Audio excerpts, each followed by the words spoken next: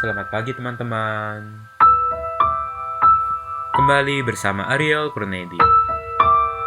Kita akan merenungkan firman Tuhan dari buku Renungan Pagi, Anak dan Pelajar. Yesus sahabat terbaik dan setia,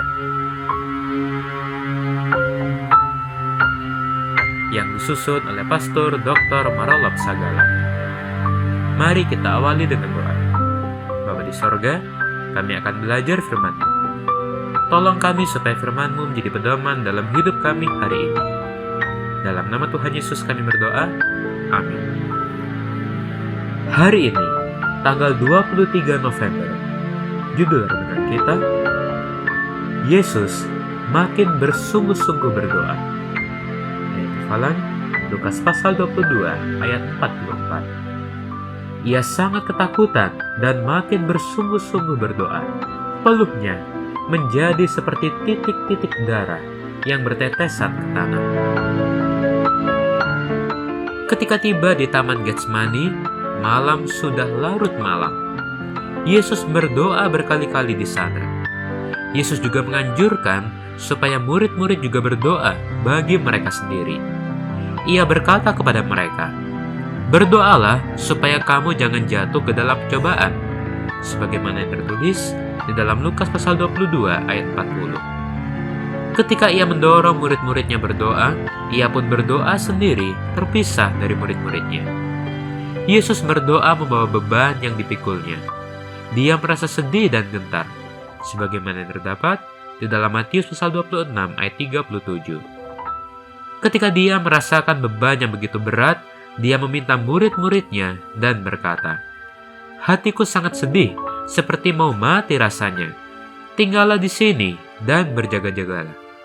Sebagaimana yang tertulis di dalam Markus pasal 14 ayat 34. Kemudian ia menjauhkan diri dari mereka kira-kira sepelembar batu jaraknya, lalu berlutut dan berdoa. Katanya, "Ya Bapakku, jikalau Engkau mau, ambillah cawan ini daripadaku. Tetapi bukanlah kehendakku, melainkan kehendak-Mu lah yang terjadi." Sebagaimana tertulis di dalam Lukas pasal 22 ayat 41 dan 42.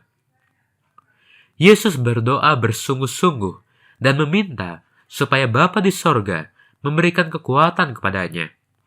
Terlepas dari semua penderitaan dan pencobaan sengit yang ditekan setan atas jiwanya, Yesus menyerahkan pada kehendak Bapa tanpa pertanyaan atau keraguan.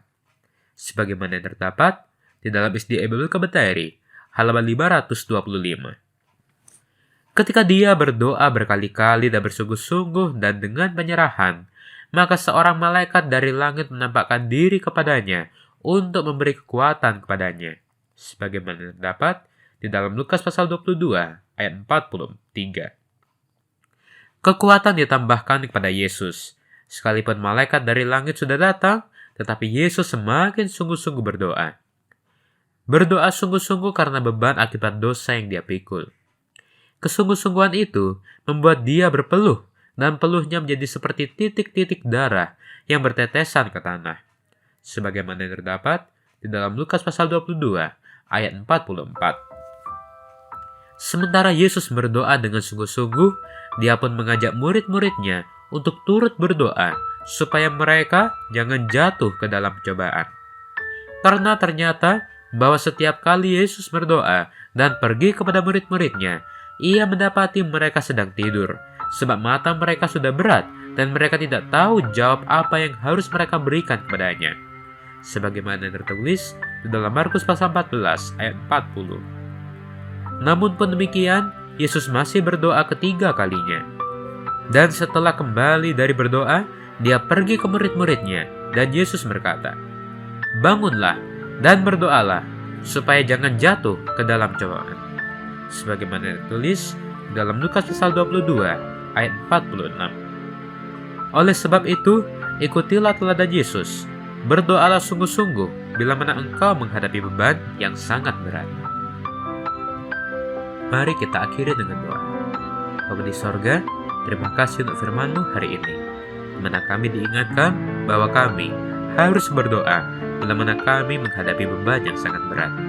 Dan tolonglah kami supaya kami boleh selalu berdoa dan berharap kepada-Mu.